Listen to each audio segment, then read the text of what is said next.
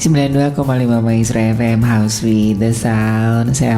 Shalom dan selamat pagi Sobat Maestro, apa kabar Anda? Ini spesial banget ya hari ini ya, Hari Kartini ya, 21 April 2023. Dan spesial juga hari ini di studio sudah hadir ya, ini ibu-ibu ya, para Kartini yang sudah mengantar begitu banyak anak-anak kepada destiny dan juga gerbang masa depan ya. Dan Sobat Maestro, berbicara mengenai homeschooling ini kan sudah mulai banyak sekali diminati, bukan hanya di negara-negara lain tapi di Indonesia, karena mengingat begitu banyak manfaat ya dan keuntungan baik secara sosial, emosional, spiritual, dan banyak lagi ya.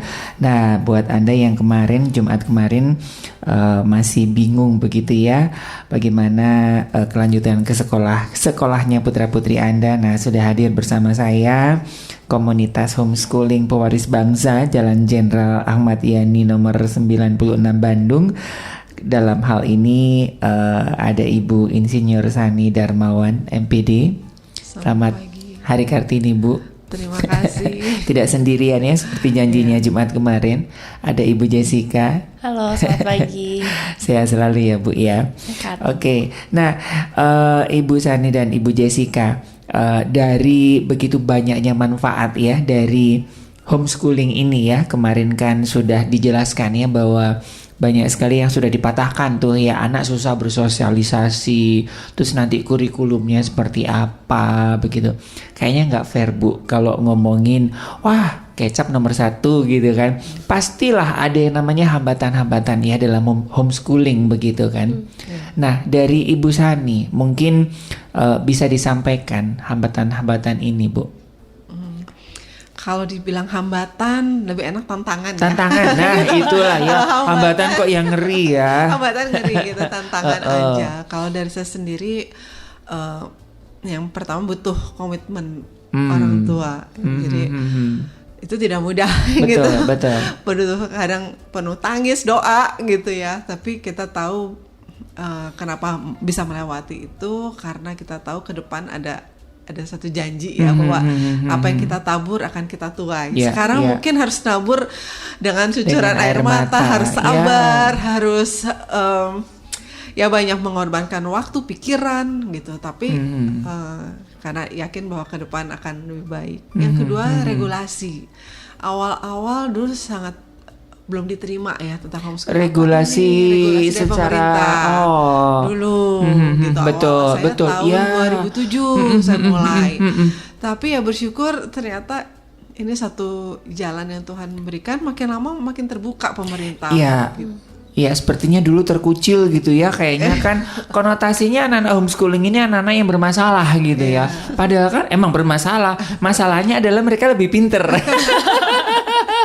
Semua berkebutuhan khusus. Memang tiap anak kan kebutuhan khusus. Kebutuhan khusus. Oke. Semua anak kebutuhan khusus.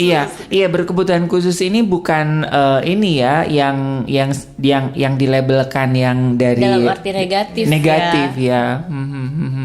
Betul. Dan di homeschooling ini mengakomodir semua kebutuhan anak-anak itu dengan lebih personal ya kemarin. Iya. Ketiga adalah masyarakat. Masyarakat ya, nanti mungkin Bu Jessica bisa cerita detail apa yang dialami secara personal ya. Kalau saya kan secara global ya, secara keseluruhan. Betul. Tapi karena itu saya mengundang secara personal apa sih yang dialami Bu Jessica secara keluarga ya. Iya. Gitu. Nah, ini yang cukup menarik ya, yang saya kepikiran ya. Ini kan anak-anak kalau secara kurikulum oke lah. Kalau misalkan Bu, kalau di sekolah-sekolah yang konvensional itu kan Senin ada upacara, hari-hari besar kemerdekaan gitu kan ada upacara. Kalau homeschooling kumaha tuh, Bu? Kita lihat esensinya, Pak. Apa sih upacara itu untuk apa? Hari kebangsaan itu untuk apa? Iya. Kita cari esensinya itu apa? Oh, dia mencintai bangsanya, dia tahu tentang bangsanya. Bisa aja kan dengan kita nonton 17 Agustus tuh di TV. Nah, dia lihat gitu. Terus juga ada beberapa kegiatan yang orang tua buat seperti pramuka gitu. Ada upacara-upacara juga. Jadi kita lihat ke esensinya apa, kenapa harus upacara, kenapa harus menyanyikan lagu nasional gitu. Jadi kita bagikan esensinya itu ya, cinta bangsa. Iya. Sebetulnya nggak ada halangan ya. Hampir mirip seperti pandemi kemarin kan, upacara juga pada online semuanya. Di rumah gitu kan.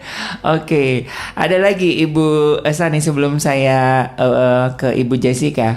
Mungkin secara garis itu ya, besarnya secara itu sih, umumnya ya seperti secara itu ya. umumnya, orang tua, kemudian regulasi yang ada, karena dari belum semua paham tentang homeschooling dan juga dari masyarakat ya, dari keluarga, dari lingkungan, begitu. Jadi kadang itu menjadi tantangan. Sebetulnya udah nggak jadi tantangan, Bu. Itu kan tantangan Ibu Sani dulu ya. Sekarang kan jadi berkah bagi keluarga-keluarga saat ini gitu kan. Nah, ya sekarang nggak terlalu banyak tantangan. Apakah seperti itu, Bu Jessica?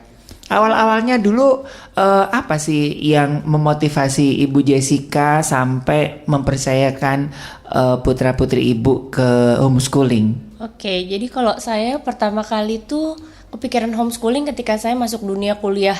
Waktu itu saya lulus dari sekolah yang cukup nomor 1, nomor 2 gitu lah ya, selalu gitu waktu SMA. Tapi ketika saya kuliah, saya tuh kaget. Kok ternyata pilihannya tuh banyak banget ya gitu. Kemana aja nih saya selama ini gitu. Padahal saya bukan Cooper juga, saya dulu ketua OSIS juga gitu. Tapi kok saya nggak tahu banyak hal ya ternyata gitu. Dan sejak itu kepikiran, wah nanti kalau punya anak nih suatu hari gitu ya, mau cari alternatif gitu. Masa sih sekolah tuh selama ini 12 tahun saya nggak tahu apa-apa gitu rasanya gitu.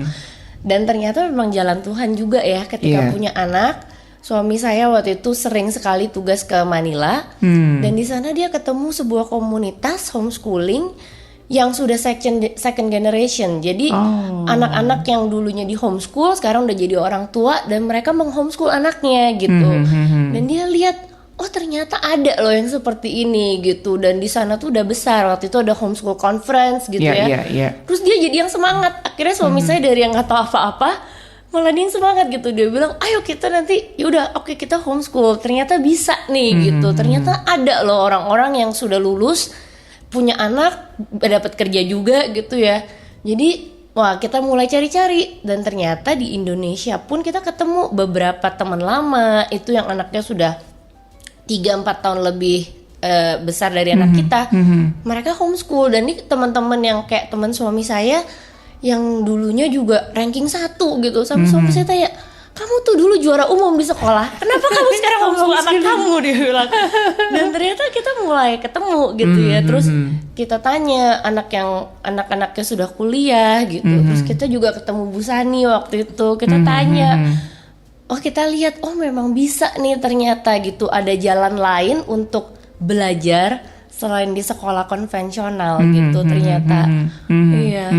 Jadi kita cobalah untuk ke situ gitu. Oke. Nah, kalau di sekolah ya kita ambil sisi positifnya ya. Kalau sekolah konvensional itu kan ada persaingan dalam tanda kutip gitu kan. Apakah dalam homeschooling itu ada ya kalau dari beberapa teman semuanya ya nggak ada persaingan ya, semuanya sama begitu kan. Nah kan nggak ada pemacu untuk aduh aku seperti Yuda nih, aku seperti Ibu Sani nih atau siapa gitu kan. Kayaknya kita ambil positifnya kan. Kalau di homeschooling kan kayaknya ya ini aku sendiri gitu kan. Iya kita sebenarnya bisa ikutin mereka juga ke kompetisi ya Bu. Sebenarnya ada beberapa kompetisi juga. Seperti kompetisi logika itu ya, computational thinking gitu. Jadi ada juga kayak gitu. Dan sekarang kan semakin banyak kompetisi itu yang terbuka untuk umum ya. Betul. Jadi bisa diikutin juga kalau memang anaknya interest ke bidang-bidang tertentu gitu. Jadi bukan berarti kita homeschool terus kita sendirian eksklusif gitu. Enggak ya. Kemarin juga sempat ngobrol dengan beberapa teman saya juga rata-rata tuh di luar loh kerjanya anak-anaknya. Ternyata homeschooling. Kok cepet sih dulu? Apakah ini apa ya dikatakan sebagai kompas gitu Bu? Kompas maksudnya? Jalan pintas dalam pendidikan? Bisa jadi ya. Kalau menurut saya karena keuntungannya ya dengan homeschooling gitu, ketika kita di rumah bersama anak gitu, kita melihat mereka setiap hari kan, kita tuh bisa benar-benar lihat oh anak ini tuh kekuatannya di mana dan anak ini kelemahannya di mana. Itu menurut saya satu keuntungan dari homeschooling yang tidak bisa dibantah oleh siapapun gitu. Betul. Dan kita tuh bisa memfasilitasi dia gitu ya. Waktu anak saya yang kedua tuh masih lebih kecil, dia tuh lama sekali kalau belajar mat. Jadi buat dia matematika itu berat kayak ya. Buat apa Beban sih aku ya? nggak suka gitu. Maksudnya nggak butuh nih karena dia tuh artsy banget anaknya gitu. Jadi ya kita coba pelan-pelan gitu. Padahal waktu itu baru belajar angka 1 sampai 10 itu buat dia Berat sekali. Berat sekali gitu, nggak tertarik sama sekali gitu. Tapi karena kita homeschool, kita bisa pakai berbagai cara gitu kan untuk mengekspos anak itu ke hal yang dia nggak suka. Dan pelan-pelan tiba-tiba di satu titik dia bisa tambah-tambahan dengan gampang gitu. Saya sampai bingung juga. Saya bilang ke suami saya, kok iya memang saatnya kali ya gitu. Sementara anak saya yang pertama itu suka banget science. Jadi kalau buat dia, kalau bisa kerjanya mat doang sepanjang hari, aku mau itu aja gitu. Tapi kan nggak bisa juga. Jadi saya bisa fasilitasin dia juga dengan, oke, karena kamu bisa dan memang sudah ngerti, kita maju nih lebih cepat. Gitu. Jadi dia kelas 3, dia udah pakai buku kelas 4 misalnya seperti itu. Dan kalau buat saya tuh keuntungan karena kan nanti suatu saat pasti dia akan sampai titik yang dia kesusahan juga kan. Jadi kita bisa pelan saat itu gitu ya. Jadi mungkin kalau tadi Bapak bilang jalan pintas, mungkin bukan jalan pintas tapi ketemu jalannya lebih cepat nih. Lebih cepat. Nah, itu iya. Ketemu jalannya lebih cepat. Betul. Apa yang dia suka, kita bisa bantu dia untuk maju gitu. Sementara kalau di sekolah konvensional kan kita harus menunggu teman-teman ya. Dan kalau kita lambat juga kita jadi ketinggalan gitu karena kurang waktu untuk mencerna gitu. Iya. Oke, Kak Ibu Sani, ini mengenai sistem pendidikan kalau di konvensional itu kan dibagi per semester gitu kan. Terus kalau misalkan kelas 1 ya minimal 1 tahun gitu kan. Nah, itu yang saya maksud dengan kompas. Kalau yang di homeschooling kan ya udah lu seperti kita kursus gitu ya. Selesai modul, lu oke ujian, dapat grade, jalan gitu. Nah, apakah seperti itu Bu Sani? Ini ada beberapa sobat maestro yang agak sedikit bingung nih. Iya. Jadi target per semester memang kita buat ya gitu.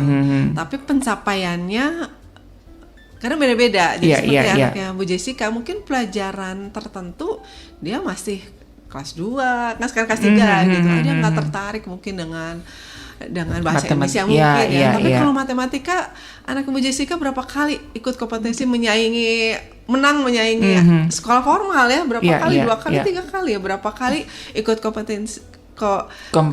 kompetisi dia bisa bersaing gitu. Jadi karena ya itu enaknya seperti itu. Jadi bisa sesuai dengan anaknya. Jadi memang ada satu target dari per semester ini harus seperti ini. Tapi bukan itu hanya buat acuan aja. Jadi kami sebutnya tuh kurikulum ikutin anak ya. Jadi kalau anak nggak sesuai, ya silakan mau ditambahin, mau dikurangin gitu, pelajarannya bisa disesuaikan. Betul. Dan itu pun sekarang sudah diakomodir oleh pemerintah ya dengan sistem pendidikan yang semakin maju begitu ya. Kurikulum merdeka begitu ya. Banget. Betul. Jadi ya kita bersyukur ya dengan Mas Menteri yang mempunyai itu kan juga lama ya. Betul. Ya beliau kan udah dari sono kayaknya juga kenal betul nih yang namanya homeschooling gitu kan. Tapi kan buat seperti Ibu Sani tadi ya, regulasi ke masyarakat, ke pemerintah itu kan masih loadingnya masih agak membutuhkan waktu orang banyak begitu kan. Oke. Nah, tantangan yang itu kan happy-happynya Bu Jessica ya. Tantangan yang paling berat Bu, supaya kita fair ya Ibu Sani ya. Tantangan nomor 1 kalau saya seperti tadi Bu Sani bilang ya, tentang membangun kebiasaan dan komitmen itu pasti nomor 1 sih. Karena butuh dari orang tuanya nomor 1 untuk membangun kebiasaan supaya anak kita ini tahu kita ini ngapain gitu. Jadi nggak terasa seperti liburan gitu ya, atau nggak terasa seperti main-main. Karena kita serius, apa yang kita kerjain ini memang kita punya target sebagai keluarga juga gitu Iya. kan. Nah, awalnya seperti apa Ibu Jessica prosesnya? Ini maunya anak atau maunya Ibu Jessica? Kalau saya mungkin beruntung karena pas anak saya kelas 1 SD ketika kami memutuskan oke, kita homeschool, pandemi. Oh. Jadi buat kami itu sebuah keberuntungan. Bukan kebetulan juga ya. Sebuah keberuntungan sekali gitu. Karena kita jadi merasa, oh semua orang sekolah di rumah tapi kita sudah siap. Oke. Karena memang kita mau memilih ini gitu kan.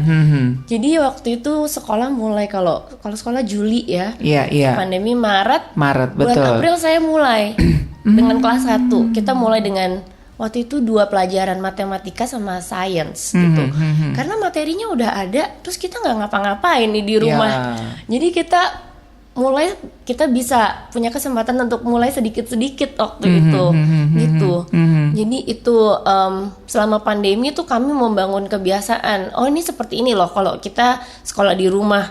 Jadi sekarang ketika orang-orang mulai kembali ke sekolah, untuk anak-anak saya ya itu dunia yang mereka tahu emang yang di rumah. Setiap hari kita kalau 9:30 kita mulai dengan ABCD, setelah itu kita seperti apa, mereka udah terbiasa jadinya. Jadi udah dikomunikasikan ya antara keinginan orang tua dan anak ya. Iya. Nah, ini yang jadi pertanyaan. Bagaimana kita sebagai orang tahu nih memutuskan baik antara Ibu Sani dan Ibu Jessica ya, wah kayaknya anak saya ini cocoknya di homeschooling deh. Aduh, anak saya nggak cocok di homeschooling deh. Apakah ada apa ya tanda-tanda ataupun kriteria atau simptom gitu, wah kayaknya anak saya nggak cocok deh ini kayaknya di homeschooling atau di sekolah konvensional gitu. Sebenarnya siap nggak siap dari orang tuanya sih gitu. Ada yang bertanya begitu, apa syaratnya anak saya bisa homeschooling, apakah anak saya pas nggak? Jadi kita kan sesuaikan dengan anaknya ya. Oh, gitu. jadi kembali kepada soalnya kan yang ngejalinin anaknya aja, ya. Gitu, semua anak bisa aja. Tinggal kita memberikannya seperti apa gitu. Nah, seringkali memang yang tantangannya adalah orang tua nggak siap, masih memakai pencapaian-pencapaian yang dimiliki umumnya sebelumnya. ya. Jadi sebenarnya kenapa tantangannya orang tua itu, mereka punya target sesuatu yang seperti sekolah formal ya misalnya gitu. Jadi ini harus tercapai nih, umur segini harus bisa, mungkin seperti anaknya Bu Jessica ya, ini harusnya bisa tambah-tambahan. Kok anak saya juga bisa? Iya, gitu. betul. Ini harusnya dia bisa seperti ini, kok nggak bisa gitu. Nah di situ menyesuaikan itu yang kadang penuh tangis doa gitu ya. Aduh saya nggak bisa, saya salah nggak? Keputusan saya salah nggak? Gitu. Nah di situ sebenarnya merubahkan mindset pendidikan itu. Nah apakah orang tua mau mengubah mindsetnya? Gitu. Ketika dia ubah, apa sih tujuannya belajar? Mau kemana sih anak kita? Gitu.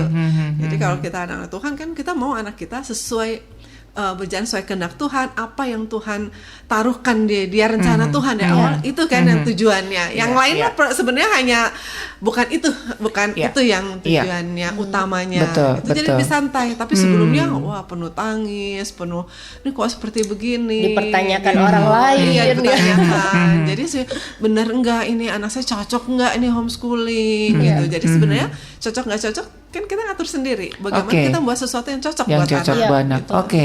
Nah, ada beberapa yang kalau saya ngobrol ya dengan beberapa teman ketika anak sudah mulai nggak nyaman dengan sekolah, wah ini sebuah tanda nih Bu ya.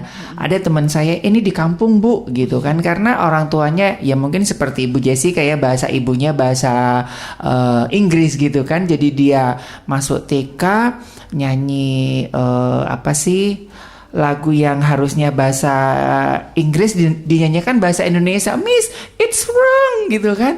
Gurunya kewalahan, jadi anak nggak ngerasa nyaman gitu. Akhirnya, wah kayaknya anakku ini homeschooling aja deh kayaknya. Apakah itu bisa menjadi satu indikasi bahwa kayaknya anak saya nggak cocok deh di sekolah konvensional gitu? Itu Bu Sani dan Bu Jessica bisa aja ya Bu ya. Dari karena menurut saya tuh kita sebagai orang tua yang dari kecil anak itu bersama kita gitu, kita sebenarnya orang yang paling bisa melihat sih kebutuhan anak ini apa gitu. Dan di dalam homeschool tadi Bu Sani bilang, kita tuh berusaha sebenarnya memenuhi kebutuhan, bukan kita ngikutin anak maunya apa ya. Kalau menurut saya anak tuh harus tetap diekspos dengan berbagai banyak hal gitu. Tapi kita harus berusaha dong memenuhi kebutuhannya dia. Kalau dia butuh sosialisasi, anak saya yang kedua tuh sosial banget, jadi dia harus ketemu orang.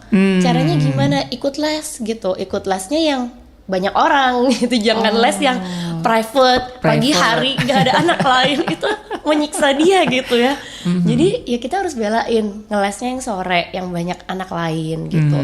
Kalau anaknya yang biasa-biasa aja kayak anak saya yang pertama, dia happy aja gitu, tapi tetap harus ketemu orang kan, kita ya cariin dia ngeles tapi mungkin yang anaknya nggak usah terlalu banyak gitu misalnya, atau online buat dia itu udah cukup asal bisa ngobrol sama orang lain gitu.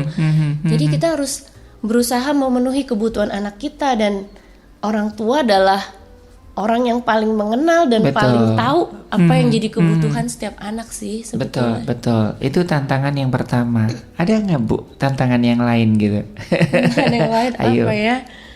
Mungkin kalau dari sosial ya, dari keluarga, dari keluarga. gitu, dari keluarga besar, mungkin dari gereja, guru sekolah minggu gitu ya. Tanya kenapa homeschool gitu, ada masalah apa? Nah itu yang sering kali. Ada apa gitu.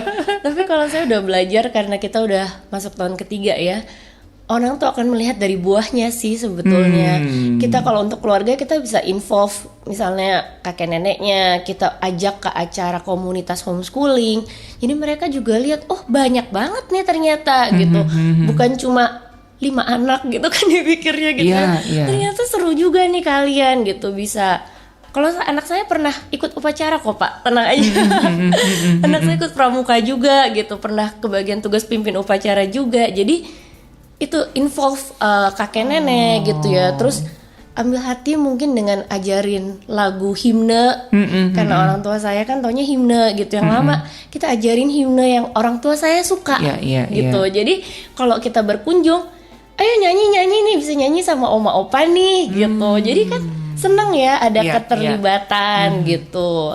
Jadi gitu untuk ini ya, untuk akses pendidikan itu lebih banyak terbuka ya.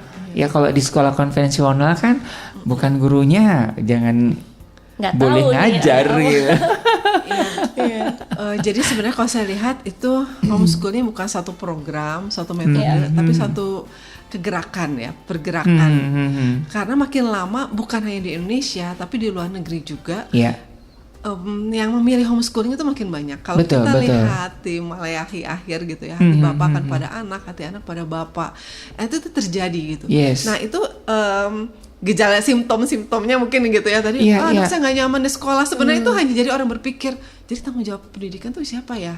Gitu. Itu hanya kayak apa ya?